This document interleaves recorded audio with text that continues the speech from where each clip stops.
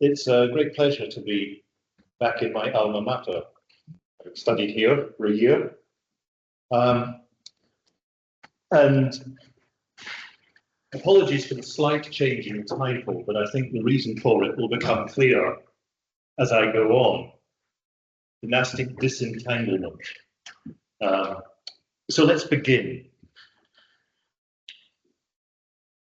I think it's safe to say that when I was beginning as a historian, as an undergraduate in the 1970s and then studying my doctorate in the 1980s, dynasties were firmly out of fashion.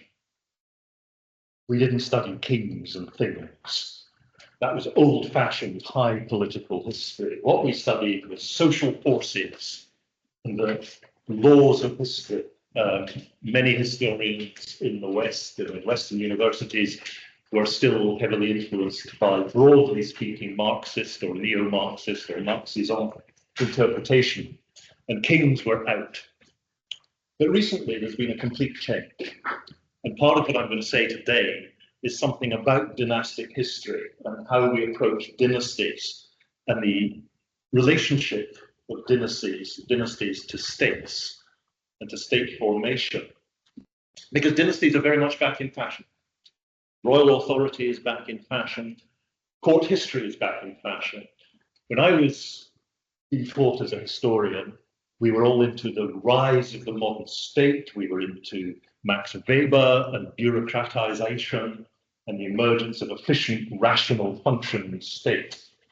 Since then, of course, historians have become much more interested in informal power mechanisms, realizing that royal courts in the past were not just frivolous places where masks were performed and cards were played and bets were made and palaces were built, that they were essential for the functioning of government and the distribution of power and for the societies that were at court, the courtly society. They were vital for families to climb the greasy pole, to maintain or build on their family status. So I'm going to talk a little at the start of my lecture about dynasties and some of the recent literature on dynasties. And in the second half, I'm going to try and relate that to what happens in Poland and Lithuania from the Middle Ages through to the end of the early modern period.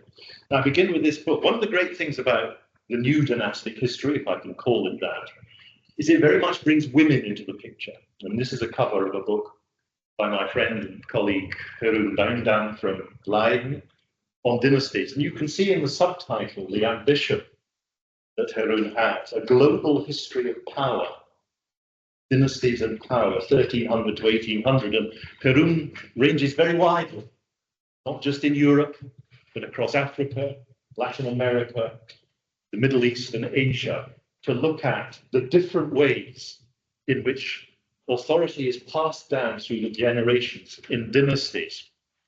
And he starts by quoting not a European, but an Arab source, Ibn Khaldun, writing in the 14th century, one cannot imagine a dynasty without civilization, while a civilization without dynasty and royal authority is impossible, because human beings must by nature cooperate, and that calls for a restraining influence. Political leadership based either on religious or royal authority is obligatory. This is what is meant by dynasty. Now, you may pick up that what is meant by dynasty, according to Ibn Khaldun, is not exactly what we mean by dynasty, and I'll return to that point in a minute. But let's look at what Harun says about women and dynastic entanglement. And he puts this very specifically. In this hierarchy of European states, and here he is talking about Europe, princesses traveled long distances to join the courts of their ruling husbands. In the end, most major dynasties were completely entangled. And so dynastic history very much fits into our project's aim to look at the entanglement of systems, of families, of communities, of identities across the history of Poland. And Harun is right. Generally speaking, it's not a hard and fast rule, but generally speaking, within royal dynastic marriages, it is the women who travel and the men who stay put. Now, that obviously has certain consequences for courts and authority within courts. You often have a foreign queen who comes, frequently not speaking the language of the system to which she has been so rudely introduced, with an entourage of foreigners around her. And that can cause serious trouble in political systems, the foreignness of the women. So I will return to that in due course. But let me start with, it so happened that between giving a sort of version of this paper at our workshop in Prague, and today I was asked to review two books that in one way or another dealt with dynasties and their relations to states and state formation. And this is one of them, edited by Lisbeth Gieres and Harold Gustafsson. And they're entitled Dynasties and State Formation in Early Modern Europe. And this is what they set out to look at. Dynasties, they say, are becoming ever more central in research on medieval and early modern power. Contemporary meaning of dynasty, however, does not help analysis of family-based power structures. And the book emphasizes that it is important not to detach the dynastic means of succession from the societies in which these royal families existed, because property is passed on in hereditary ways from fathers to sons. And the question is asked, how far are royal families distant from the societies at which they stand at the apex? But again, the contemporary meaning of dynasty, a point I'll come back to. How do we use dynasty? Well, they say it's used in various meanings as hereditary monarchical systems. So when we talk about dynasty, are we really just talking about royalty and monarchy? Are we talking about the means of royal succession? Are we talking about the representation of the royal family as a representation of the power structure of the system in question? Now, one of the problems with court history and dynastic history is that to many it can appear to be rather traditional and old-fashioned. It's a retreat to high politics, and sometimes it can look rather like a nostalgic attempt to revive the idea of royal power, and as a conservative option. Well, a special edition recently of this journal, Global Intellectual History, was devoted to a new history of dynasties. There's an introductory, a good introductory article by Natalia Nowakoska from Oxford on the meaning of dynasty. And I'll come to that. Natalia, of course, has worked extensively on the Jagiellonian dynasty. But the other articles in this edition of Global Intellectual History take a very different line on the history of dynasty. Dynasty must be historicized and seen not so much as a neutral descriptor of a trans-historical institution of monarchical power, but as a problematic concept that has its own modern history and political valency. We also insist that this should be done on the global planetary scale. So this is anti-Eurocentric history, and it is linked to the idea of decolonizing history and of looking at the European power structures that were imposed on the world from the 18th century. And there's a very distinct political drive behind some of these articles. I will come back to that in a minute. But let's go back to the point about the meaning of dynasty, because it has changed meaning, and it changed its meaning right at the end of the early modern period. For Aristotle, dynasteia meant power, lordship, dominion in Greek. And he makes this quite clear. He says, he who is put in charge of mercenaries often becomes a tyrant, or if several are put in charge, these encompass a dynasty for themselves. And what he actually means, therefore, is that what tyranny is to monarchy, dynasty is to oligarchy. So it is a misuse of power, a misuse of authority. It's got nothing to do with royal lineage. It's just about power. So when did this change? Well, it changes. The French do it. They do it in the 18th century. In the encyclopedia, the 5th edition of the encyclopedia, Edmond Francois Mallet writes that dynasty means a line of princes from the same lineage who reigned over one country, which is more or less what we think of when we talk of dynasty. This definition, this change in meaning, upsets the pedants and the old fogies. In particular, Voltaire. Voltaire says this: dynasty properly means power, and therefore one can use this word in spite of Pierre-Henri Larcher's caveat. He's attacking another who uses the word in the sense of the encyclopedia. It comes from the Phoenician dynast. Larcher is an ignoramus who knows neither Phoenician nor Syriac nor Coptic. I'm not sure how much Phoenician Voltaire knew, but perhaps he knew a lot. I'm not an expert on the Enlightenment. But the word has changed its meaning. And this is what global intellectual history, the edition of global intellectual history, fastens on to. This is what they say.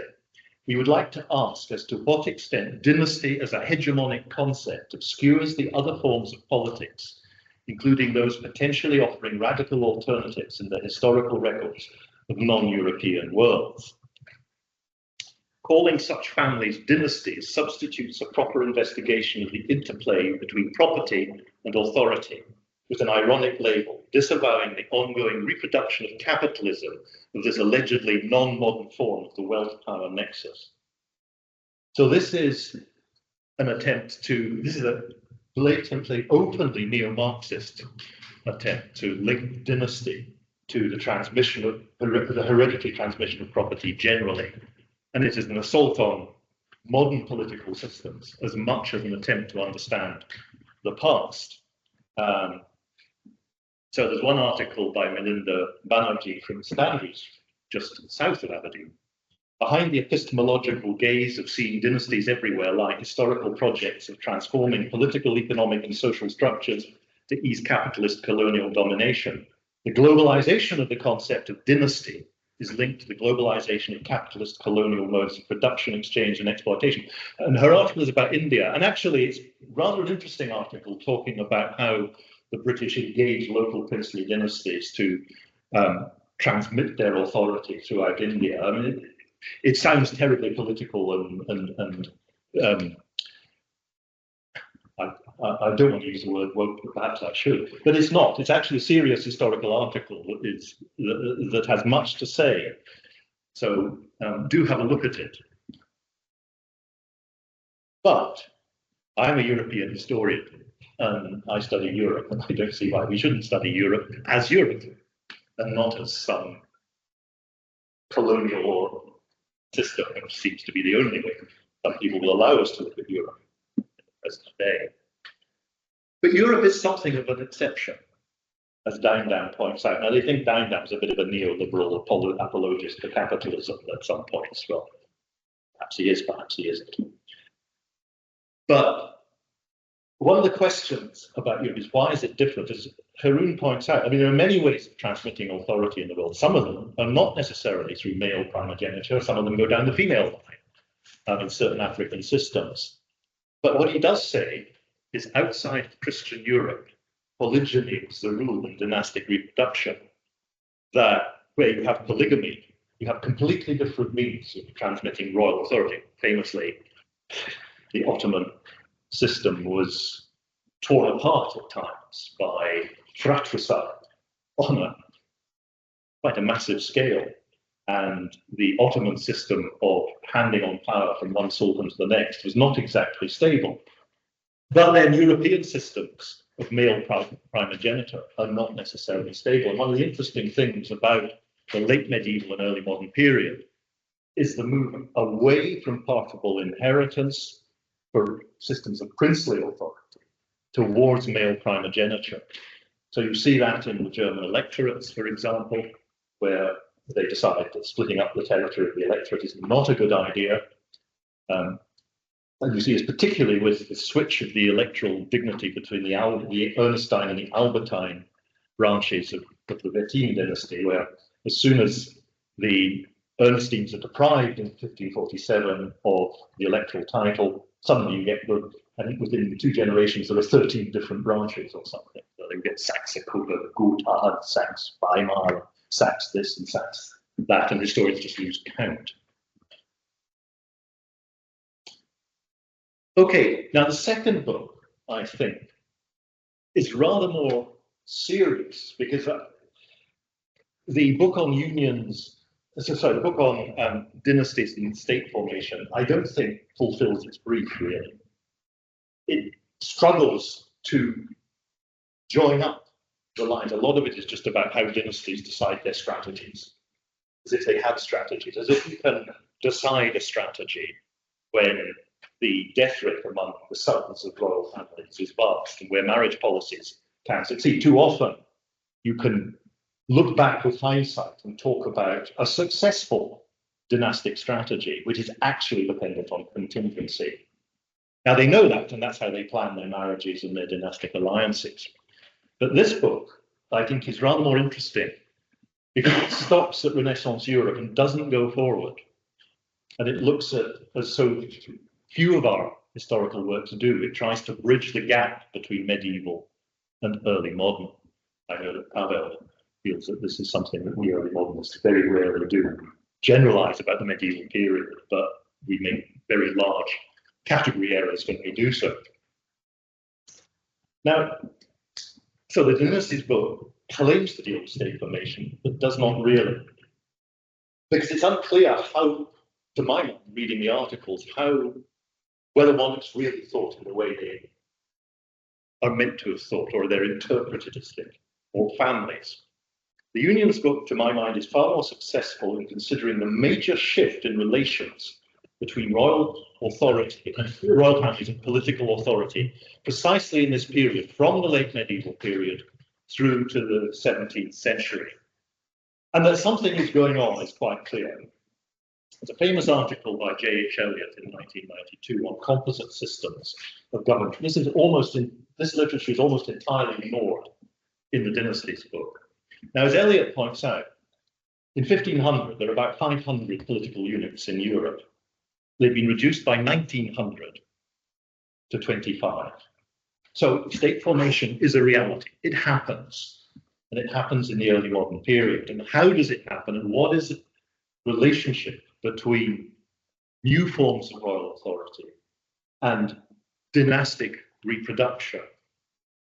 It's interesting, and I may have got my calculations wrong, but by 1900, there's only 2 republics, France and Switzerland. Monarchical authority has triumphed, even in places where it's been abolished in the early modern period, such as the Dutch Republic as a king by the 19th century. There's a frequent restoration of monarchies. France keeps having republics and then putting a monarch back in power, and then having another republic and then going back to the monarchy. Then another republic, then it goes back to the monarchy. And then in 1958, it created a sort of monarchy, pretended it was a republic. Yeah, there we go. I'm sure the French would object to that. But it is a serious problem. So how do dynasties fit in to this? Well, this is a problem that I don't think we worked out fully. Others wage war. You have, oh happy Austria, marry. The House of Austria, the Spanish and the Austrian Habsburgs, marry. And in many ways, that is a more efficient way of acquiring territory than conquering. Conquering territory, as a neighbor to the east is finding, is hard and difficult and can turn the locals against you. Whereas if you acquire territory through marriage, it can be easier to assimilate it in these composite systems. Most states in the early modern period, says Königsberg, were composite states, including more than one country under the sovereignty of one ruler. But historians have struggled with this idea of composite states because yes, it's all very well saying they're all composite states, but there are different kinds of relationship between the parts of these composite states. So when John Morrill says dynastic agglomerate, which is what the term he likes, an awkward, uncomfortable phrase for an awkward, uncomfortable entity. These systems can look very unmodern, One of the first things I was given to do as an undergraduate at St Andrews was a document that gave the 77 titles of Charles V. Was say, comment on this. What does this mean about authority? Oh, well, it was a medieval system. The modern system was getting rid of all this composite nonsense. But the Habsburgs show both the advantages of acquiring systems through marriage, but also the disadvantages. I like this, what I put it in for Pavel, because it's got the Burgundian connection in the Philip affair. But you can see that marrying cousins is not a good way to improve your dynastic stock. You can see Charles V's chin already. If you've not read John Motley's account of Charles V eating and drinking, and go away and read it, it's very funny. But this has its own problems. Charles V had more Lithuanian than German ancestors, actually, if you look at his family tree, which is a very interesting family tree.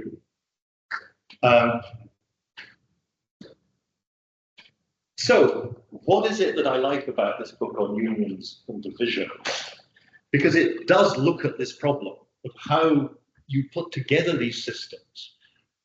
And it doesn't necessarily say when princely families in the late medieval period put territories together, they are thinking in terms of state building. They may well have other motivations, and they're acting, as many of their noble subjects act. And Steindorf, in one of the articles in the introductory session, says, ask an important question. He says, what is meant by union? We talk very much about personal unions in this idea of the composite state, and I don't like that term, composite state, composite politic. Composite state suggests this is a state that is being built, and we're going to get rid of all of these funny little bits that make it up in a more modern way. And he says, he was the guy who summed up the conference at the end. He said, the conference does not question or problematize the term union. And I think we have to do that. Let's look at something which is called the Union, the Bohemian Polish Union, 1291 to 1306. Now, famously, this is when Przemysl II and Václav II, they're crowned king. They're the first kings of Poland since 1079. Except are they? They are crowned. And there's an article, a good article in this book about this. They're crowned in Gniezno, but they are really only kings of Wielkopolska and Pomerelia. The officials of Václav II in Małopolska act in the name of the Duke of Sandomierz and the Duke of Kraków. They're not acting in the name of the King of Poland. Why is this? Well, from the point of view of the Bohemian, the Przemysl dynasty, acquiring the royal title in Poland is useful as a bargaining tool. What are their main aims? While certain Poles may be thinking, great, let's revive the Kingdom of Poland, let's build it together. And of course, Władysław Łokietek then goes on and reestablishes the crown of Poland in 1320. But for a dynastic power, you're thinking, right, this is a useful bit of property that I can use to achieve other aims. And most of those aims focus not on Poland, but on Bohemia and Hungary and the struggle for the Hungarian throne. Bohemia and Hungary, this is the center of Europe. These are the wealthiest, most powerful monarchies in the continent in many respects at this period. That's why you have dynasties from Western Europe, the Anjou, the Luxembourg, they want to be kings in Eastern Europe because this area has wealth, power. And in this way, they're acting like aristocrats. We know, if you look at the way in which noble families, in systems of partible inheritance, use property, they obtain property at huge, they join things onto their estates, but then they trade them away. Partly that's to keep the family going. If you've got several sons, you might need to buy out the younger sons and acquire property for that purpose. You might need to acquire property as collateral for debt, so it goes. The turnover of property in these systems is very, very rapid. And you can see this in inheritance of property in Poland and noble families. If they acquire a big, they divide their property when the father dies, and they don't stick it together. They separate it out. And even if they acquire adjacent properties, they don't necessarily join them together into a rational economic system because they might need it to give away. Well, I think in the 15th century, princely dynasties act like this. But this begins to change in the 16th and 17th century, partly because this idea of state as an abstract legal construct with a legal personality emerges. And that really only happens from, I mean, Machiavelli is one of the first. Tutti gli stati, all the states and all the and all the political systems in Europe can be divided into monarchies and republics. When that's translated into Latin in 1560, the first paragraphs are nonsense because there's no word in Latin, 16th century Latin, for state. Not dominion, that's something different. So these ephemeral composite systems around 1500 have, after 1600, they become more and more stable because by the end of the 16th century, they're talking about reason of state. People are thinking in a different term, different way. Government ministers like Richelieu in France, kings. But the question that's not asked really, well, it's asked to an extent in this book, but not in the other book, is that all of these composite systems, what about the people who, the subjects, what do they think? Because the ones that succeed engage their subjects in the problem of authority. So in Britain, you have something that's called the Union of the Crowns in 1603. And that's a personal union. Well, yes, it is. It's a misnomer because the crowns are not united. They remain separate. James is King of Scotland, he's King of England, and thanks to an act of the Irish Parliament of 1642, he's King of Ireland. Separate. These are separate kingdoms. James wants to create one kingdom of Great Britain, but when he puts it to the English Parliament, they say, nah, we're just not interested. There's some Scots who are interested, but not the English. It's only in 1700 that things change. 100 years later, the English become interested in closer union for entirely pragmatic reasons to do with the war with France and the Scots mumbling about having a separate king. The English don't call their bluff and say, well, if you want the Catholic Stuarts, you can have them. They unite Britain into a unitary state and unite the parliaments. Because what ordinary subjects or citizens think about what the royal family wants to do really does matter. And we can see this in looking at the House of Tudor and Henry VIII. Now, Clifford Davis gets really annoyed. He says, nobody in the early modern period says Tudor. That's an entirely construct of later ages. They don't talk about themselves as the Tudors at all. They're not a dynasty in that sense. They don't see themselves as a dynasty in that sense. They see themselves as the ruling House of England, aware of having usurped it. But Henry VIII tries on several occasions to alter the succession. He passes acts of parliament in 1533 and 1534 to ban his daughter Mary from the throne. Then in 1536, he bans Mary and her sister Elizabeth. Then in 1543, he restores Mary and Elizabeth. And then in his will, he excludes the Stuarts. And when the push comes to the shove on each occasion, he fails. An act of parliament fails to alter the succession because the subjects don't like it. Lady Jane Grey is put in, she lasts 9 days and has her head chopped off. Mary comes back, although she's the wrong religion. Still lots of Catholics in England. So what comes from below, what comes from a parliament or a political system, that matters. Dynasties can't just stick things together and hope it works. Right, what are we doing? Now, I'm going to turn to Poland, Lithuania, and matters in a minute. But first, I want to take up that point about thinking about unions. Now, personal union is a term that we use all the time, but what does it actually mean? When a lot of cases, as I've suggested, monarchs acquire territory, princely families acquire territory, but they don't think of it in terms of a union. It's just a bit of land that they've got. It might have titles that are useful to trade off. And alas, this man, Jelinek, who's well known in German scholarship, is not known in English language scholarship because he's never been translated into English. And my compatriots, I'm afraid, are pretty good at foreign languages. von Bernstorff, the single most important precursor of constitutionalist thinking international law in the 19th century. And Jelinek divides unions in an interesting way. He talks about historical and contingent unions that are personal. Those are the kind that, you acquire the property, you might give it away, you might lose it. Some of them, he says, over time develop into a closer union. But then there's a different category of union, juridical unions based on treaties. These are real unions. This is why I try to keep banging on that from the very start in 1386, the Polish-Lithuanian Union was not a personal or dynastic union. It was a juridical union based on treaties. Not the Treble Act, that's a prenup, saying this is what you will happen to you, Jagiello, if you become a Catholic, and so on and so forth. But at Vilnius Radom, they try to start defining the union. They do so at Varodno in 1430, and they continue to do so at Grodno in the early 1430s.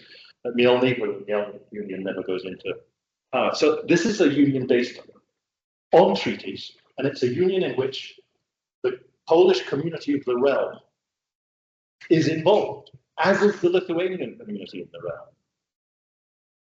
Varodno is as much Vytautas' treaty as it is Jagiello's. This is two community. Vytautas is trying to build the Lithuanian community of the realm to set alongside the Polish community of the realm. That's what the adoption is all about. So the union is not broken in 1440.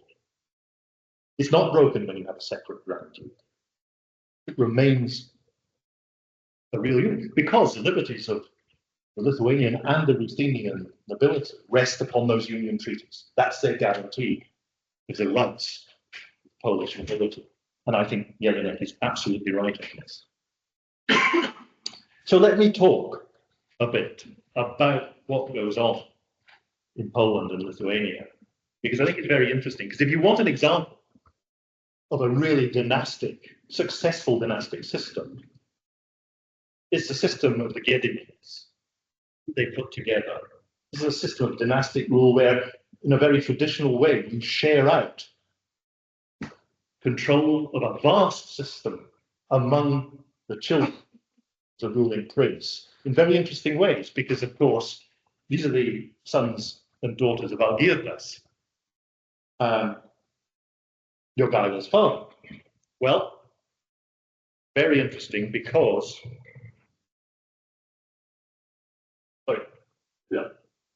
these are Ruthenians, they are Orthodox, and all of the older brothers are Orthodox, and they're given principalities around the Ruthenian world, which they become Orthodox, they have Orthodox wives. It is the younger children, younger sons, these are the pagans. And by the end of the 14th century, this system cannot be held together. They've got to make a choice. And I think Jogaila and Vytautas know very well that if they turn Orthodox, then Lithuanians will cease to exist as a separate people. Becoming Catholic in a union with Poland is the only way to preserve Lithuanianness. And that's what's happened. But look at how this family is involved in marriages across Europe, the princesses. Many of them are Orthodox, but not all of them. So you're marrying into the West, Kashkov, Stolp, Mazovia, Duke of Schwerin. This is a dynasty which is spreading its dynastic links very successfully, not just in the Orthodox world, but in the world of Latin Christendom. So there we have the pagans, and they, of course, are the ones who turn Catholic. And they have great dynastic ambitions. The Kęstutis, so this is Vytautas' branch. And I think that what happens is that despite their contestation, Vytautas and Jagiello get together and say, look, let's do what our fathers did. You go east, Vytautas, I go west. And of course, Vytautas goes east. He has no sons. If Vytautas had had sons, the whole history of Eastern Europe would be different. Because Vytautas wants to be king of Poland after Jogaila, who is younger than him. But he goes out into this different world. It's a classic dynastic model of expansion, but that ends in 1386. Because what happens is you have a concept the Dynastic book actually talks about quite usefully, which is a process of dynastic centralization. Once the union is formed, Jogaila and Vytautas carry out what I call the bonfire of the princes. They start throwing out all of these princes and imposing more of a central rule from them. It takes time. From the 1390s it begins, and Vytautas gets rid of quite a lot of these rivals, and it extends down deep into, well, the last one really goes in the 17th century, early 17th century. These separate little principalities. There is a consolidation of dynastic centralization. And of course, that is the means by which the Jagiellonian dynasty rises in its power and authority. But note one thing. Jagiello marries Jadwiga, of course, which creates the union of Poland and Lithuania. Thereafter, he's marrying commoners. He's marrying his subjects. And this is quite a common pattern in the 15th century. Look at England. They marry their subjects.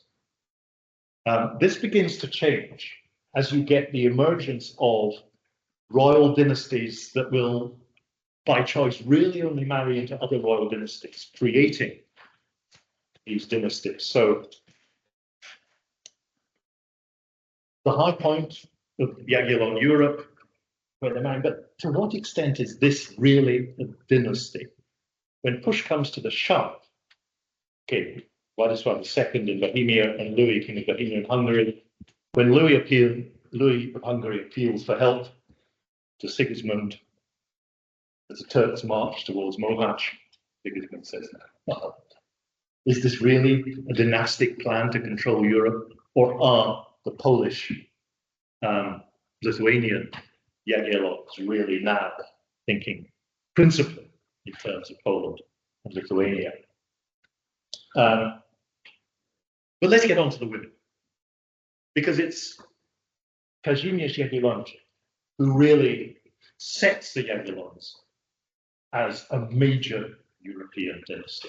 His marriage to Elizabeth of Habsburg is a really vital moment, because that links the Jagiellons to this developing royal club that are lifting themselves out of the noble subjects, that are creating a process of the sacralization of monarchy, a process by which in the 16th and 17th century monarchs successfully present themselves as the embodiment and the head of this developing idea of the state. And they're very successful at so doing, partly because family descent is something that's embedded in the system, and it's not just among nobles, it's also in, and here the global intellectual history people are right. How is property transmitted in cities? Is transmitted down family lines as well. So you recognize this, and of course, some proper system of transmission of authority is helpful for political stability. If you have dynastic wars, if you have wars of the roses and disruption, it does disrupt the whole system. And that, I think, is part of the reason why Sigismund August's marriage to Barbara Radziwiłłówna is so resisted in Poland and in Lithuania. Partly it's because she is one of the great magnet families in Lithuania. The other great magnet families in Lithuania don't like the Radziwiłł suddenly being royal. But it's also, he's had marriages into the Habsburgs. Previously, they don't work, but that is proper marriages. And I think there is a sense in which the Szlachta do know that it is important and significant for their dynasty, the dynasty of Poland-Lithuania, to be part of this royal club, because it's about status and power. Marrying Bona Sforza, that's fine. If she's descended from the House of Aragon, she's a very important woman. I'd like to talk more about Bona, but I don't have time. But then we come to the making of the Polish-Lithuanian Republic, which is the title of Volume 2. And I use the term republic deliberately, because this is a republic. It's not a modern republic. in the sense that the English well, Machiavelli, you can only have a republic or a principality, starts it off. The English finish that by chopping the head off their king. It's also King of Scotland. Scots object to that very strongly in 1649. But that creates the modern idea that a republic is a non-monarchical system. The republic that the Poles and Lithuanians create in their constitutional revolution of the mid-16th century is a Renaissance republic based on a mixed form of government, the classical Aristotelian Polybian mixed form, where a king is necessary. They're not quite sure what a king should be able to do, but nevertheless. And you see that in the Union of Lublin, the key phrase, written in Polish because there's no Latin word for state, but this is one republic, a community of citizens in the Aristotelian sense, formed from two states, using the modern Polish word, and two nations, and they form one lud. And the lud is Polish translation of populace. It means a citizen body. It doesn't mean the ordinary people. It doesn't mean everybody. Then you get the second part of the Constitution. Well, Sigismund August, in many ways, I think he deserves the title of the Great. He's one of the most interesting and intelligent monarchs in Europe in the 16th century, and he's a Republican. In his testament, he says this: I beseech and remind you that you should maintain after my death your unity in one eternal indivisible body. He's quoting, I mean, he must have written this clause in himself, in the Union itself. One nation, one unitary republic was constituted and formed by oath 2 years ago. A Republican king. What's he done 6 years beforehand? He has ceded his hereditary rights to Lithuania, not to his sisters, who are really pissed off about it, but to the Corona Regni Polonia. That is a major step to take, and this is 6 years before the Union of Lublin. I don't think it gets enough attention. What he doesn't do is cede his royal property, and that's a matter I shall come back to in a second. Because then you have the real making of the republic. You have the election viritin introduced, so kings are now going to be elected. Well, we've had elective monarchy before, but this is the most radical form.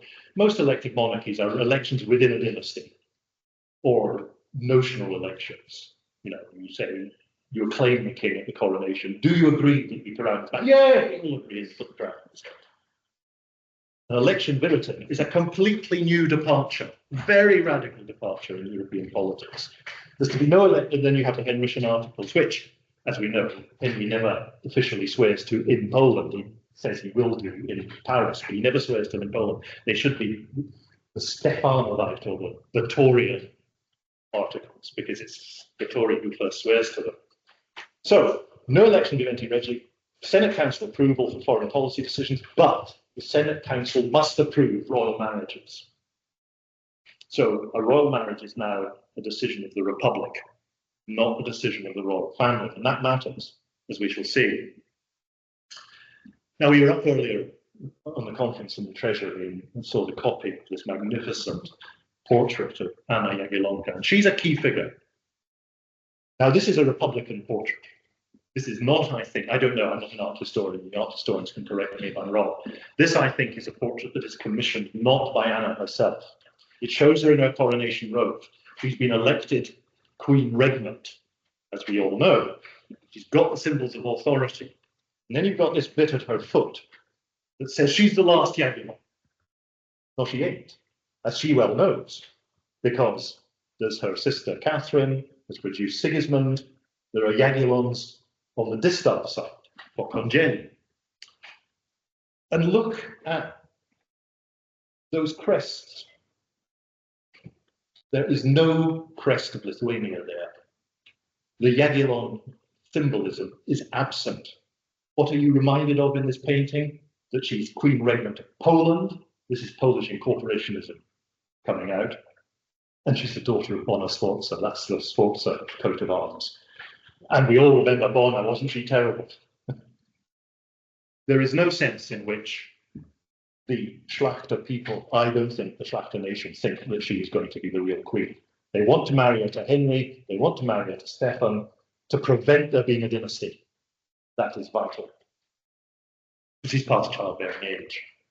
And then the key moment is when they're crowning her, of course, and they say, right, if we're going to crown you queen, which you want to be, you've got to sign away to the Republic, the Jagiellonian lands, the Królewszczyzna, which become, they still get called Królewszczyzna, and of course the king has the right to distribute them, but they are effectively become the lands of the Republic, and are thought to be so. Okay. Anna plays the game very well, because actually on most signs in the way of her coronation, she doesn't formally do so to the same until much later. She negotiates for herself a pretty generous settlement, and she uses that money wisely, and of course she is behind very much the election of Sigismund in 1587. And there she has the arms of Lithuania displayed, not in the earlier portrait. But this, I think, is her portrait rather than a portrait that has been painted of her.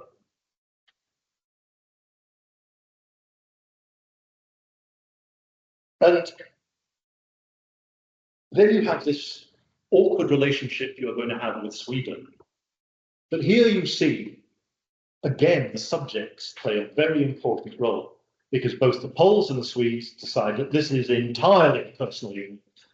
We're going to share a king, but by God, there's going to be nothing else that we share. And they draw up acts and treaties, acts of the Sejm and of the Swedish Riksdag, that say there is going to be no, we might share a king, and that's going to create problems, as it does, not least on religion. I rather like this painting, 19th century painting, because it's got Catherine Jagiellon in the chair and her husband standing behind her, scratching his head, and baby Siegfried on her knee, because it's Catherine who's pulling the strings to her. Poland and Lithuania are vastly more wealthy and important and significant than the Swedes. In Sweden, the king of the Swedes at this point, and they know it. John knows it. So what about the royal women? Now, Sigismund can and does, despite serious opposition, marry two Habsburg women, still part of the club, still capable of marrying into the greatest family in Europe. Marries Anna Habsburg, who is a very intelligent woman who helps advise him but dies young. Then he marries her sister, Constance. Now that's very, very, very controversial, but he gets it through. He's got enough support within the Senate to get it through. Of course, he only has to consult the Senate and say, I've consulted it. He doesn't have to abide by what they say, which is important when it comes to royal marriages. They're still part of the club, but there are problems. Constance is not so politically interested as her sister, and the main thing that she starts intriguing about is she, of course, would like that her son becomes king, because elective monarchies open up possibilities for second wives. And she, in the 1620s, is lobbying quite hard that Jan Kazimierz succeed Sigismund, not Władysław, who's the son of Anna. So the creation of the elective monarchy virity has created a new kind of tension and problem within a dynasty. And this, again, we saw this in the treasure. I had not seen the original before. It's a wonderful painting of Sigismund at the end of his life. He is wearing the crown of Moscow. The crown of Muscovy that he's brought back, has been brought back from Moscow by the Shuisky brothers. Beside him is the crown of Sweden and the sceptre and orb of Sweden, which he has presented to Władysław. The crown of Poland is nowhere to be seen. This is the emphasis that he is still, the Vasas are still part of that European club of ruling houses. They are hereditary monarchs of Sweden. They might not rule Sweden, but they have hereditary rights to Sweden, and therefore they're still part of that club. Now, Sigismund has become, by the end of his reign, pretty popular, despite what happens at the start. Once the moisture goes, things get a little easier. Albrecht Stanisław Radziwiłł, who is very, very positive about Sigismund, is not so positive about Vladislav. He says Prince Vladislav began to use the title King of Sweden. Since he did so, without the agreement of the Senate, everyone was immediately angered. This is the problem. But then he says, nevertheless, he took the decision in good faith, justifying his decision by explaining he did so for the good of the Republic, so as not to surrender his claim to Gustav Adolf and to give him a reason to open peace talks to bring about the renunciation of the title of King of Sweden. Therefore, everyone was happy to call him King of Sweden. Now, this is a hint at why they want to keep the title of King of Sweden. It's a bargaining chip. Because the Vasas may be part of this club of European royalty, but they have one major disadvantage. They have no royal property. They have no private lands of any extent that they can base their rule on. And that really matters when it comes to negotiating marriages. So they continue this. This is the signature of Jan Kazimierz, which in the standard form says, in the 9th year of my reign as King of Poland, 10th year of my reign as King of Sweden. Because he's King of Sweden from the moment his brother dies. So the propaganda is kept up in every document the king signs after the death of Sigismund. But the consequences are pretty serious. Sigismund has several sons, most of whom reach the age of maturity, and one daughter, Anna Constance. But the problem is, what do you do with them? Well, there is by now an attachment to dynasty. The fact that the Vasas are Jagiellons on the Distav side is vital. Look at what Łukasz Opolinski writes in 1648, okay, in a work aimed at foreigners. Until this very day, there has been such respect for an attachment to the blood royal that to overlook it in a royal election would be seen as almost treasonable. So with the Vasas, the Poles are moving, and the election of Władysław shows this, they're moving towards an idea that you do elect within the dynasty, that the dynasty matters. And Władysław, of course, sets out on a great campaign of royal propaganda. He sets up the marble room in the castle, which Poniatowski changed the iconography. I mean, Władysław's iconography was all about the women and the links to the great families of Europe. And Sigismund's column and the royal procession up the Krakowskie Przedmieście in Warsaw. But there is a serious problem. Right, I put this in because I just love. He has a sister who, of course, is a Lutheran, Anna Wazówna, the sister of Sigismund III, who he brings to Poland. She stays in Poland. A wonderful, very intelligent woman, very strong religion. She's called by the papal nuncios La Sorella Heretica.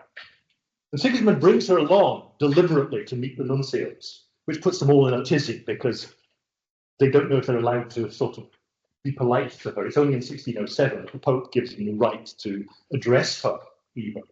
But she talked when Nuncio Francesco Simonetta says, "Why do you not return to the faith?" She says, "I never left it."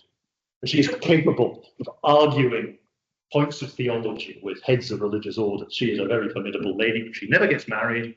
There's no dynasty through her. Then you have in the 1634 the heretic candidate for marriage, and this is the real test of the power of the Senate Council.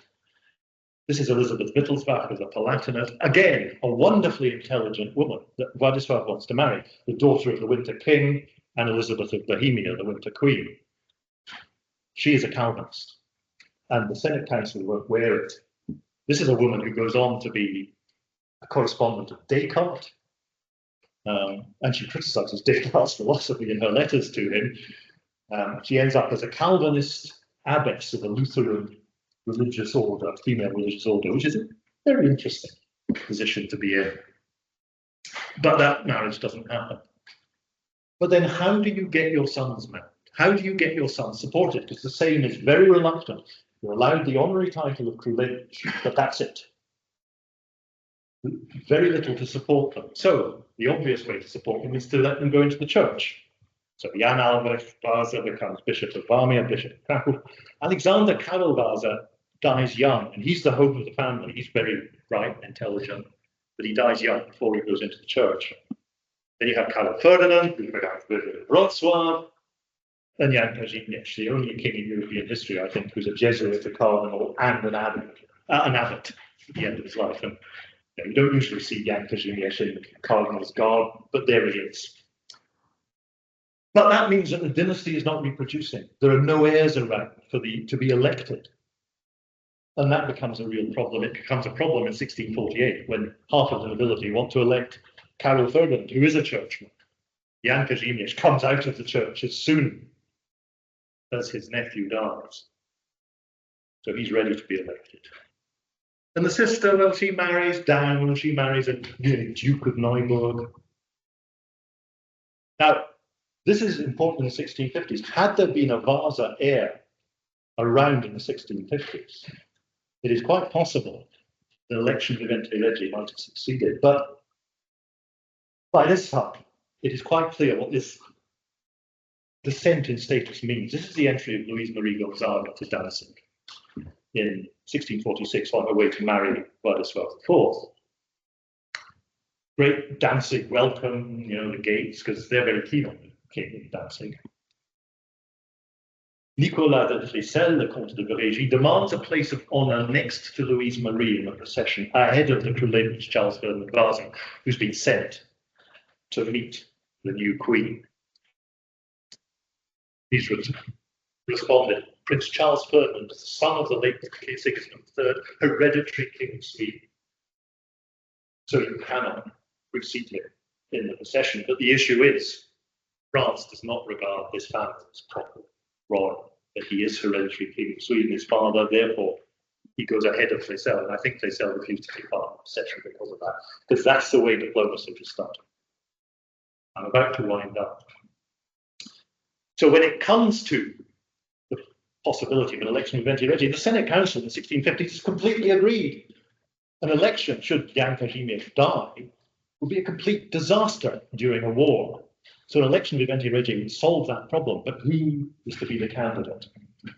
Well, there isn't one. And in the 1660s, they settle on the descendant of a sister, not of the king, but of the queen, Anne-Marie de Gonzaga, her daughter, Anne Henrietta de Palatinate, who is married to the Duke d'Enghien.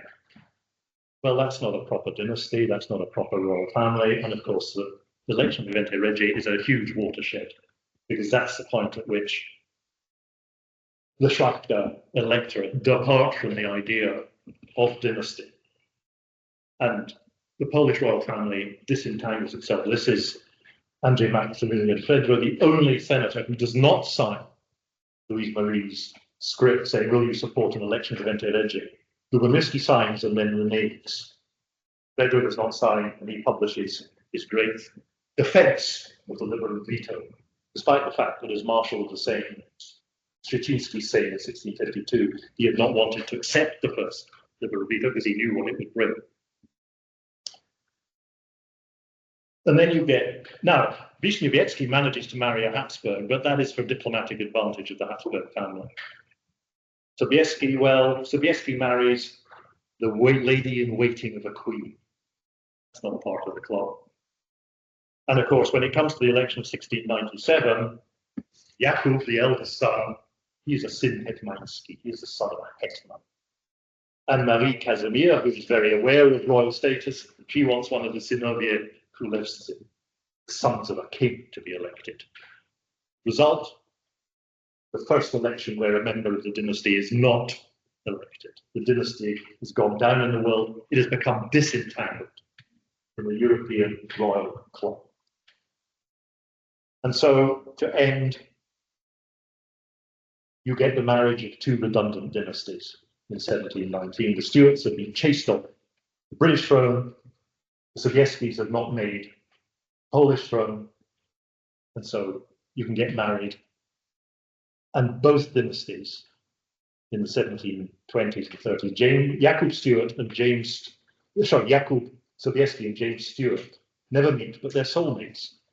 They're both terribly prickly about their royal status. When Clementina's sister goes to Versailles, she marries the Duc de Bouillon, Jakub tells her, do not enter the royal presence unless you are treated as a princess of the blood. They have an idea of their own status, that they become disentangled from the system. And that matters internationally for Poland-Lithuania, but that's a completely different question, so I'll end there. Thank you.